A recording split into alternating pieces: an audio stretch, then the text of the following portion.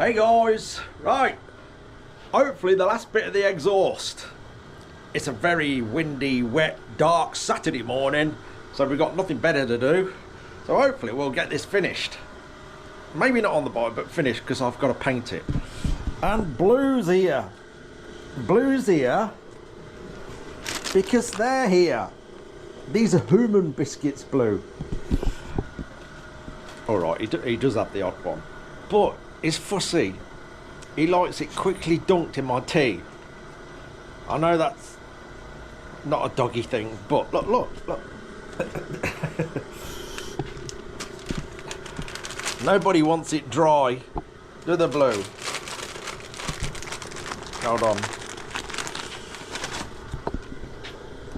Quick. Inhale. Gone. That's it now. You'll end up with one of these. You will. Anyway, silver marker pen. Hold on.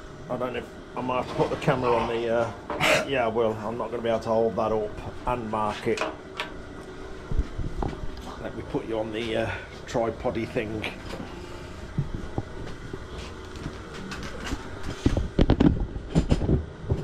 There we go. Pen.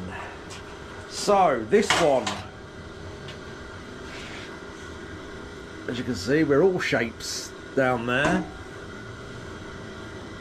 So I think, give me a minute while I'm struggling. There we are. I think this time I'm going to come away from the seam, because that one I cut right up here, so I don't have to start dressing all the seam up to try and make it look like original. It's going to pass through that dent, which ain't a problem. And I think we got to go all the way round to there. And this one, see, I've got to be careful here, because I've got to know that I can get round it in this little tight gap with the sander. I know I've got the belt sander. I think we might be alright coming off there, actually.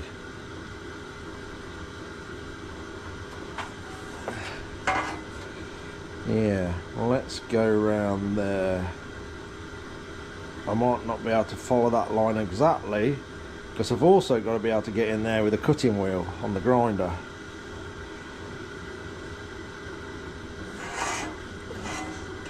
I think that's going to get us about right. So let's cut that up.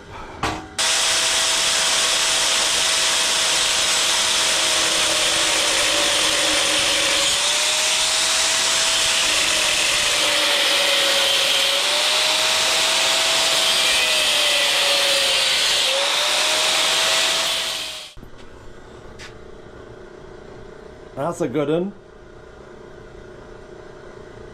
Yeah. So we'll start the usual way on the back of the anvil. Anvil? I suppose it is, really. The vice, the flat bit on the vice. Very technical this morning. Oh dear. Anyway, I'm going to bash it with the thingy on the back of the what's-it. See if I can get it into shape.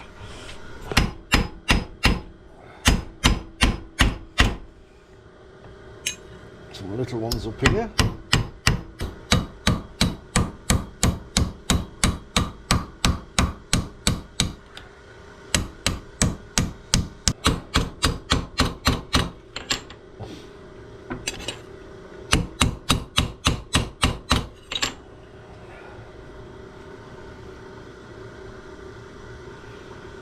Yeah, it's getting there.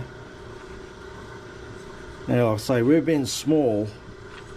It's quite strong, and there's quite a lot of dents within such a small piece.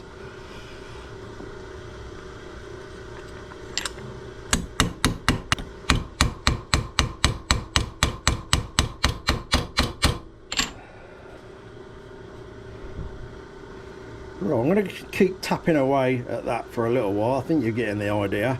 It's getting there. We've just got some little bits of misshape. So basically all I'm going to do is do what I'm doing now, but just keep at it until it eventually comes back into shape a bit more. Right then,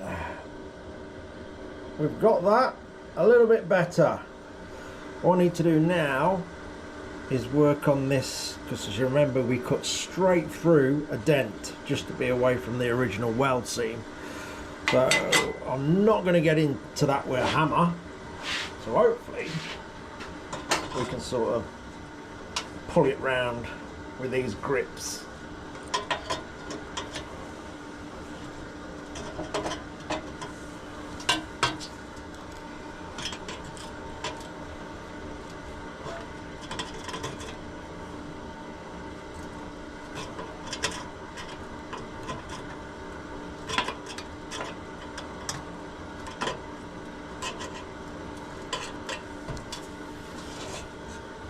It's not too bad. See if we can get a block in there as well.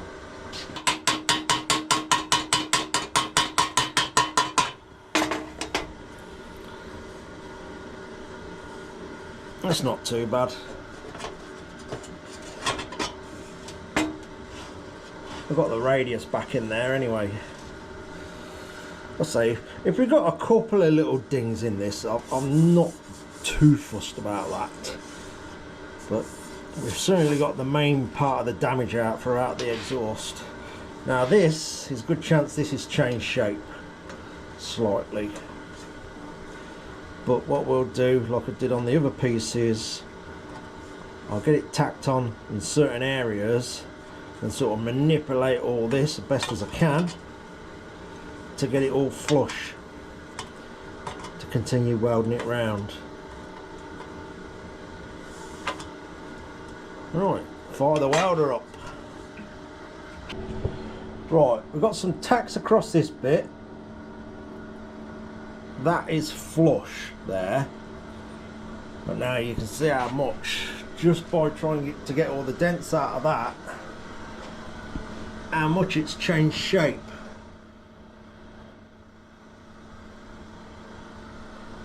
So what we're going to try and do now is manipulate all that as we go around and get it all back into the exhaust. Now also, because I done a fair bit of work on that to get all them out, you know, when you're bashing that metal, it's going somewhere, and as silly as it sounds, that little piece could stretch. You know, it'd be slightly longer in length. That can happen, so I did give it a fair bit of bashing about. If it is, you can see here, if I look down there, it looks like we're overlapping now. I may have to trim it off a little bit. We'll see how we go as I work round it. Get the manky old rule on the go again.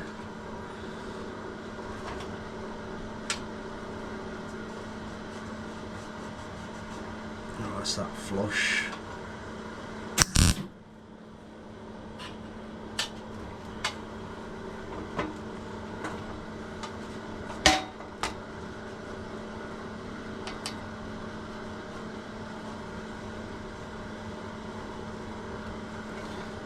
What about that?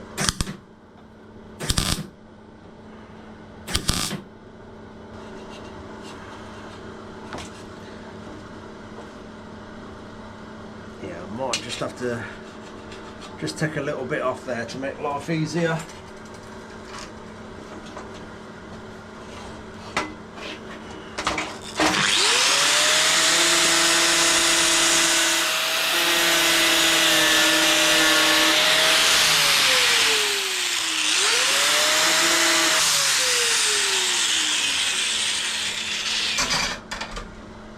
Get it.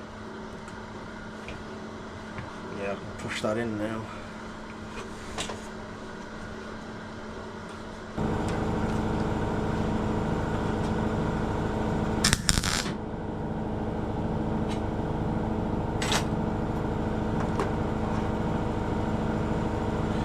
Right. gonna have a good gap to fill up there. Ain't gonna be a problem.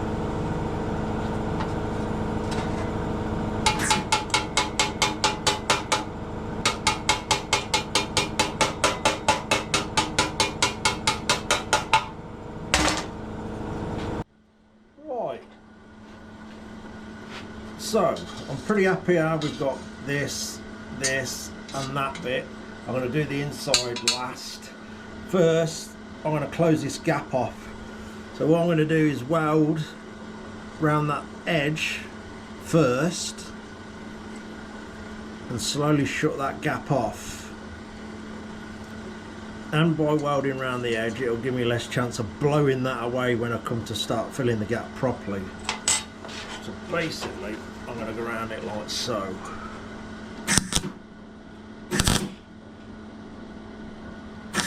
Just a series of terrible tacks on that edge like that.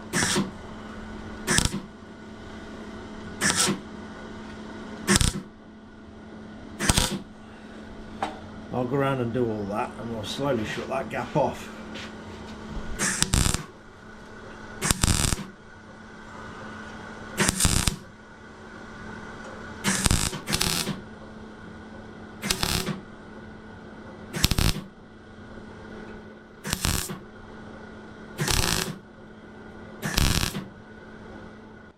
Right, I've just knocked the top off that weld now. I think the gap's all filled up. I've took the top off just to see if I've left any pinholes or gaps. I think I've got it.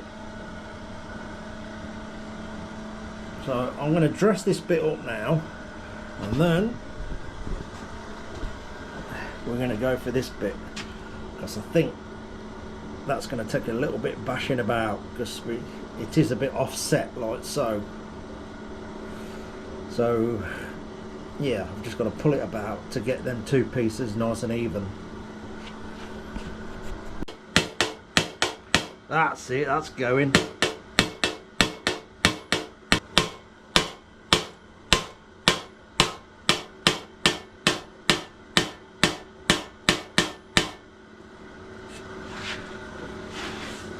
think we can weld that up a bit.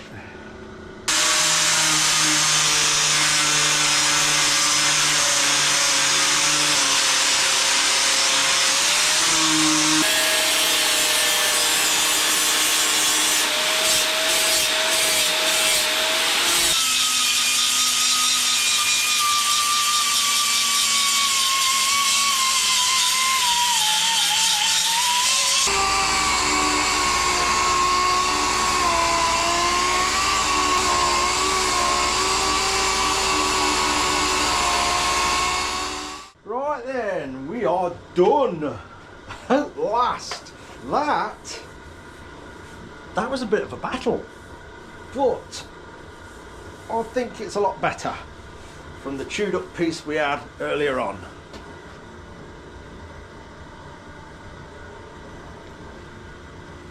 That literally is the main body of the exhaust, all repaired. I'll say we have the odd little ding, you see this one here by this seam. I'm just not going to bother with these bits because it could end up causing more trouble than what it's worth. Yes, I probably could pull a bit of weld in there. Let's move that camera up a bit. There we go. I say yes, I could pull a bit of weld in some of these smaller dings that, you know, got a couple of them around the whole exhaust, but doing that you can get a lot of misshape, it'll stretch and dip, and you can get into a bit of a mess doing that on such thin material. So I'm not going to bother. It's a lot better than what it was. I think we got the main shape back, and I'm happy with that compared to what we had at the very beginning, which wasn't pretty. I've been looking at some of the comments. Thank you all again for the comments. I do appreciate them. I'm trying to think of them now. I should have written some of them down or printed them off. There was one guy that mentioned the process of getting dents out on trumpets or any sort of wind instrument. The processes that they use, it's fantastic. If you ever get a minute, go and watch some of them guys who repair some of the wind instruments, because it really is a wonderful thing to watch. On something like this, none of that will work. Yes, there is some similarities when they're tapping dents out with the hammers and stuff. They have some beautiful tools, but a lot of it, you'll find that they'll draw size balls down. Let's say if you've got, for instance, a 20mm section of your trumpet that's a bit bashed in, they will get flexible pull-throughs, and they can screw different size balls on the end, and literally they'll pull it through and it will sort of drive the dent out, because brass is so much softer than steel. So them processes will not work on an exhaust like this. Yes, the hammering of the dents and dressing up, very much the same, but how they get a lot of the dents out definitely won't work on anything like this. I'd love to get a beat up old trumpet and have a go with some of them tools actually. That would be great, because they are fantastic to watch, and they're, like I say, because brass is so much softer, it'd be impossible to do anything like this, especially this, where I don't think there's a section that's the same size. Unlike a trumpet, where you'll get a lot of sections where it comes round, where all that is the same size, and they can draw these balls down the inside of the tubes, and as it gets pulled through, the dents are coming out. And you'll find what some of them will do, I don't know if there's any of this bit on YouTube, where the dents are a bit of a struggle, they'll draw the steel ball down so far to where the dent is, they'll test with a magnet through the brass that the ball is in place, and then they'll tap the surface where the steel ball is. So, you know, that'll be inside, and they've got something solid inside the tube that they can tap round. You know, there's a lot of things that they do. They normally have a stunning toolkit, you know, the proper old boys that have been doing it for many, many years. But yeah, some similarities, but a lot of it would not work on anything like this at all. The steel's just far too strong. And like I say, we've mentioned the other ideas before, where you can block the ends off. One end's got a valve, we fill it with air, we heat the dents up, it pops the dents out. Like I said, some of them, like dents, say should be tipped with a ball peen hammer. Even that process, I've tried that and I've done it many, many times years ago, and it does not fetch all the dents out. Some of them are so strong that that idea does not get them all out. It's impossible. I've not tried this one, I've heard of people filling them with water and putting them in a freezer. Yes, obviously when water's freezing it expands, and I've heard of people getting some alright results with that. One, that's not fitting in our freezer, and two, I don't know how well that would go down. I'd like to try it one day with something to see if it does work. Maybe we'll do that. We'll get a piece of tube, dent it in, fill it with water, and see if it does work. We'll do a little experiment. That'll be interesting, and then I'll know for myself. Yeah, again, there's always loads of ways to skin a cat, always, and sometimes it's best just to go with what you're comfortable with and how you wish to do it, or how you're comfortable to even just try it out. If you're trying it out for the first time, try it out on a dented piece of tube. Get yourself a piece of tube, dent it all in, cut that out, repair it, and try and weld it all back before you actually go and unleash yourself on an exhaust that could potentially be very expensive. To be honest, I didn't even look to see if there was anything like aftermarket. Normally aftermarket two-stroke exhausts are quite pricey. With a bike this age, sometimes you'll start to struggle to find any that are for this model of bike. So yeah, and again, I think someone asked me about pricing. I do this more, for one, I'm doing it for a friend. So to me, that's out the window anyway, to a certain degree. You know, if you're spending days and days and days and days and days, weeks on something, yeah, then you might need a little chat about some finances. But to me, this is more about sharing it with you guys than charging Sam loads of money. You know, in theory, this was probably 2 days' work if I'd been on it solid. But as you know, I've been taking my time and just doing a few hours each day. So I'm not pushing the shoulder because I want that to get better. So it's more about sharing it, really. And maybe, probably not now, what I've done here could be of some use for any of your projects in the future. Yeah, so yeah, money wise, I haven't even thought about it.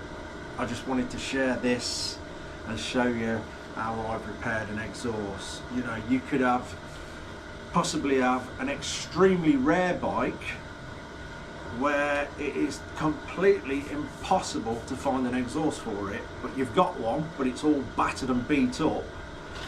This could be your only option you've got. So yeah, it's all about sharing it and hopefully maybe helping some of you guys out in the future on any of your projects. That's what it's all about to me. And you just hope to make a couple of quid out of it on the old YouTube. That's basically it. Although you don't get a great deal off YouTube. Not moaning. It's a path I've chosen. It's a path I'm determined to build up and get better. So yeah, that's what it's all about more than anything. Just sharing these little ideas and processes with you guys, and it could come in handy. You know, think out the box. Not just on exhaust pipes. It could be anything that you can't get at the inside to knock dents out. Cut the patch out, repair it, pop it back in. Could be a little section of frame that's all bashed in on a bike. Absolutely anything. A silencer, as long as it's material that you're capable of welding back together. You know, it's an alloy silencer. I've got nothing to do aluminium in here. As long as you've got the wherewithal to weld it back together. It could be absolutely anything that you can't get to the inside of. Could be something on a car, could be something on a tractor, or anything. If that process helps, to me, that's a little job I've done well. Anyway, stop gabbling on. I think that'll do me for today, because getting all this prepared to paint is a job in itself. And I think we'll cover that in the next video and then get it on the bike. I'm going to put the wadding in the silencer. The silencer's all ready to go. Just got to get the wadding in it. And I'm looking forward to seeing this back on the bike, because it's going to look a lot better on what it would have looked if we just painted it and put it on with all them dents in. Anyway, thanks all again for the comments. I really, really appreciate it. Thank you all for just watching, and a big thank you for everybody who's tried to help support me. I appreciate that. Even clicking the super thanks in the comments, all the patrons, well, you guys, I always say it, without you, this is impossible. So I appreciate you all. Cheers for watching, guys. Take care.